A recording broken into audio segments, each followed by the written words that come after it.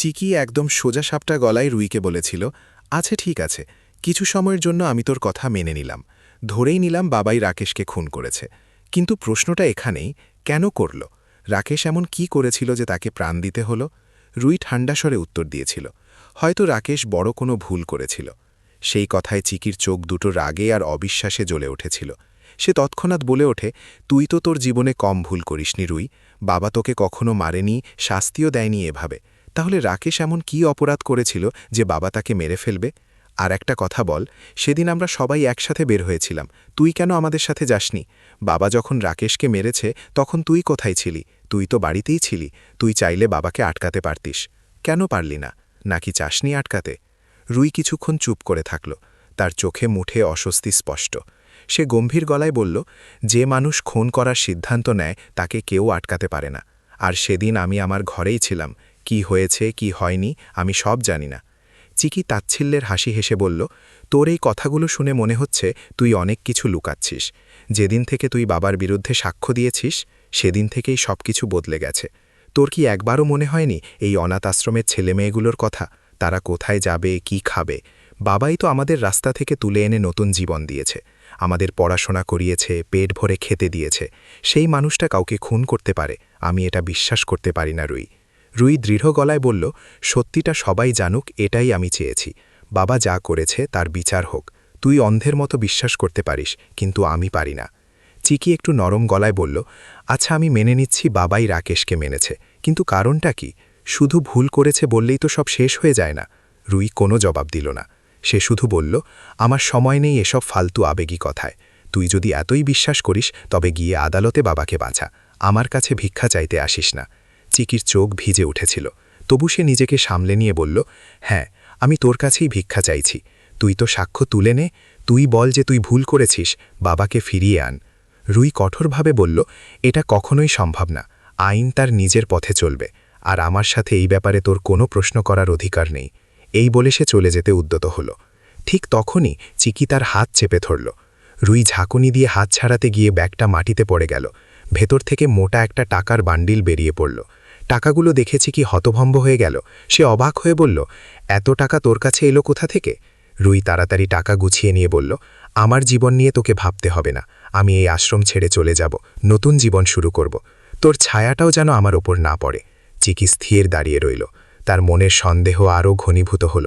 সে বুঝতে পারছিল ঘটনাটা যতটা সরল মনে হচ্ছে ততটা নয়। অন্যদিকে গ্রামে আর এক ঝড় তৈরি হচ্ছিল। পিয়া একা রাস্তা দিয়ে যাচ্ছিল। এমন সময় রকি গুন্ডা তার পথ আটকাল। কুৎসিত হাসি হেসে সে বলল, আজ দেখব তোকে আমার হাত থেকে কে বাঁচায়। তুই যদি আমার কথা মেনে চলিস আমি তোকে রানী করে রাখব, না হলে ফল ভালো হবে না। পিয়া ভয়ে কাঁপছিল, কিন্তু মুখে প্রতিবাদ করল।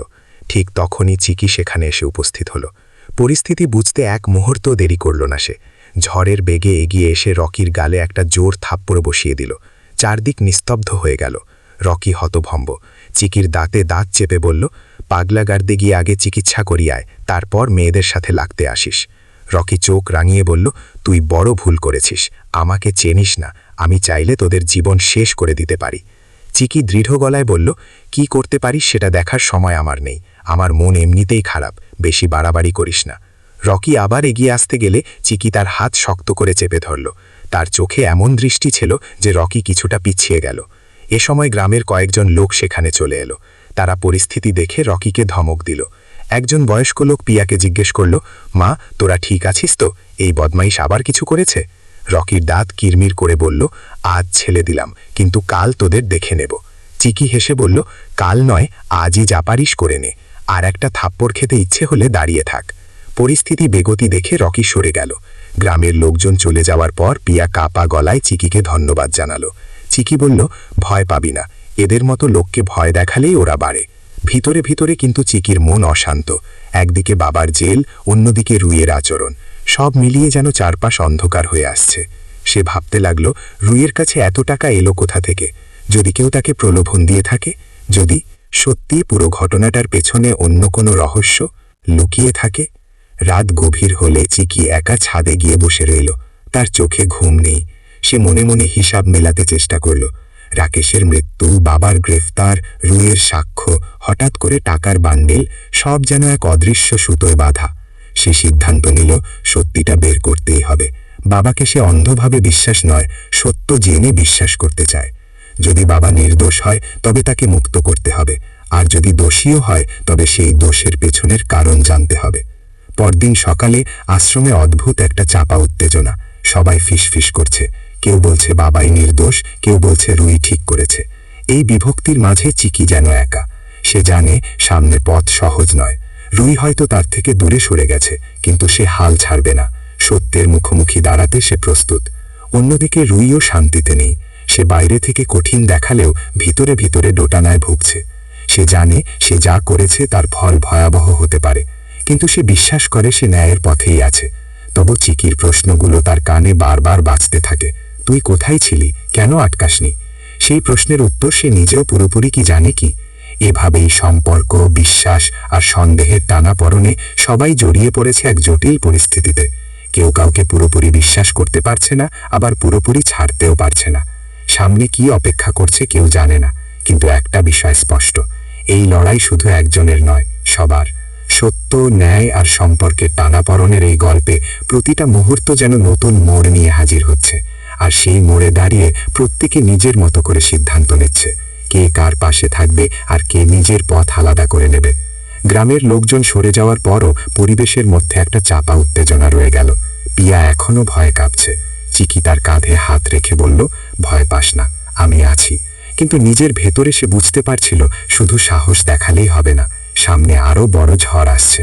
রকি গুন্ডা যেভাবে হুমকি দিয়ে গেল তাতে সে এত সহজে থামবে না। আর এই সময়ে আশ্রমের পরিস্থিতি এমন নাজুক যে নতুন কোনো বিপদ সবাইকে ভেঙে দিতে পারে। সেদিন রাতেই চিকি সিদ্ধান্ত নিল, আর চুপ করে থাকবে না। রুইয়ের আচরণ, তার হাতে হঠাৎ করে এত টাকা পাওয়া, সবকিছুই সন্দেহজনক।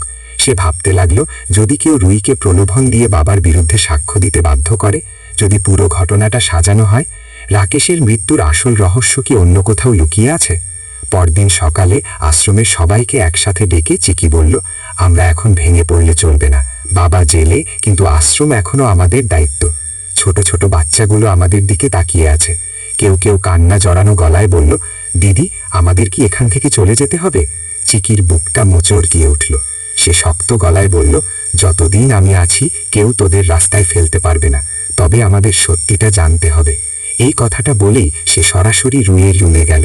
দরজা বন্ধ। অনেকক্ষণ নক করার পর রুই দরজা খুলল। চোখে ক্লান্তি, কিন্তু মুখে আগের মতোই কঠোরতা। চিকি ভেতরে ঢোকে দরজা বন্ধ করে দিল। সে সরাসরি বলল, তোর কাছে যে টাকা দেখলাম সেটা কোথা থেকে এলো? রুই বিরক্ত হয়ে বলল, আমার ব্যক্তিগত ব্যাপার, তোর জানার দরকার নেই। চিকি শান্তভাবে বলল, ব্যক্তিগত তখনই থাকে যখন সেটা অন্য কারোর জীবন নষ্ট না করে। তুই বাবার বিরুদ্ধে সাক্ষ্য দিয়েছিস, এখন আশ্রম বন্ধ হওয়ার মুখে। হঠাৎ করে তোর কাছে এত টাকা, আমি কি প্রশ্নও করতে পারবো না? রুই কিছুক্ষণ চুপ করে থাকলো, তারপর ধীরে বলল, সবকিছু যেমন দেখছিস তেমন নয়, কিন্তু আমি যা করেছি ভেবে চিন্তেই করেছি। চিকি বলল, তাহলে আমাকে সত্যিটা বল, রাকেশের সাথে কি হয়েছিল? সেদিন তুই কোথায় ছিলি? রুই চোখ নামিয়ে বলল, আমি বাবার ঘরের পাশেই ছিলাম। তাদের মধ্যে তর্ক হচ্ছিল, খুব জোরে চিৎকার, হঠাৎ একটা শব্দ, তারপর সব চুপ। আমি ভয় পেয়ে যাই। দরজা খুলে দেখি রাকেশ মাটিতে পড়ে আছে, বাবা স্তব্ধ হয়ে দাঁড়িয়ে। এরপর কি হয়েছে আমি ঠিক মনে করতে পারি না। চিকি অবাক হয়ে বলল, তাহলে তুই পুলিশে যা বলেছিস সেটা পুরো সত্যি না? রুই তাড়াতাড়ি বলল, আমি বলেছি যা দেখেছি, কিন্তু তুই বুঝতে পারছিস না, বাবার রাগের মাথায় কিছু করে ফেলতেই পারে। চিকি এবার একটু জোরে বলল, রাগের মাথায় ঠেলে দেওয়া আর ইচ্ছে করে খুন করা এক জিনিস নয়। তুই কি নিশ্চিত বাবা ইচ্ছে করে করেছে? রুই দ্বিধায় পড়ে গেল, তার চোখে জল চলে এলো। সে বলল, আমি জানি না, কিন্তু রাকেশ আমাদের আশ্রমের জমি নিয়ে ঝামেলা করছিল। সে বারবার বাবাকে হুমকি দিচ্ছিল। সেদিনও নাকি কোনো কাগজ নিয়ে এসেছিল, হয়তো সেই নিয়ে ঝগড়া। চিকির মনে যেন একটা আলো জ্বলে উঠল। জমির কাগজ? তাহলে কি পুরো ঘটনাটা সম্পত্তি দখলের চক্রান্ত? ঠিক তখনই বাইরে থেকে একজন বাচ্চা দৌড়ে এসে বলল, দিদি, কিছু লোক এসেছে আশ্রমের, কাগজপত্র দেখতে চায়। চিকি আর রুই দুজনেই চমকে উঠল। বাইরে গিয়ে দেখে তিনজন অচেনা লোক দাঁড়িয়ে। তাদের একজন বলল, আমরা রাকেশ বাবুর লোক, আশ্রমের জমি এখন আমাদের দখলে আসবে, কাগজপত্র দেখাতে হবে। চিকির মাথায় রাগ চড়ে গেল। সে বলল, কোর্টের রায় না হওয়া পর্যন্ত কেউ এখানে 1 ইঞ্চিও নড়াতে পারবে না। লোকগুলো তাচ্ছিল্য করে হাসল। তাদের একজন ফিসফিস করে বলল, বেশি বাড়াবাড়ি করো না, না হলে ফল খারাপ হবে। এই কথা শুনে রুইয়ের মুখ ফ্যাকাশে হয়ে গেল। চিকি তার হাত শক্ত করে চেপে ধরল। সে বুঝতে পারল রুই কিছু জানে, কিন্তু ভয়ে বলছে না। সেই রাতেই চিকি রুইকে আবার ডাকল। সে বলল, সত্যিটা না বললে আমরা কেউই বাঁচব না। রুই কান্নায় ভেঙে পড়ে স্বীকার করল রাকেশের লোকেরা তাকে টাকা দিয়েছে। বলেছিল যদি সে বাবার বিরুদ্ধে সাক্ষ্য যায় তাহলে তাকে নতুন জীবন দেবে। আশ্রম তো যাই হোক বন্ধ হয়ে যাবে, তাই নিজের ভবিষ্যৎ বাঁচাতে সে রাজি হয়ে যায়। কিন্তু সে ভাবেনি ব্যাপারটা এত দূর গড়াবে। চিকির চোখে জল এলেও সে নিজেকে সামলে বলল, তুই বড় ভুল করেছিস, কিন্তু এখনো সময় আছে ঠিক করার। তুই যদি সত্যিটা কোর্টে বলিস বাবা বাঁচতে পারে, আর এই জমি দখলের চক্রান্ত থেমে যাবে। রুই কাঁপা গলায় বলল, ওরা আমাকে মেরে ফেলবে। চিকি দৃঢ় গলায় বলল, আমরা সবাই একসাথে থাকলে কেউ পারবে না। পরদিনই তারা একজন ভালো উকিলের সাথে দেখা করার সিদ্ধান্ত নিল।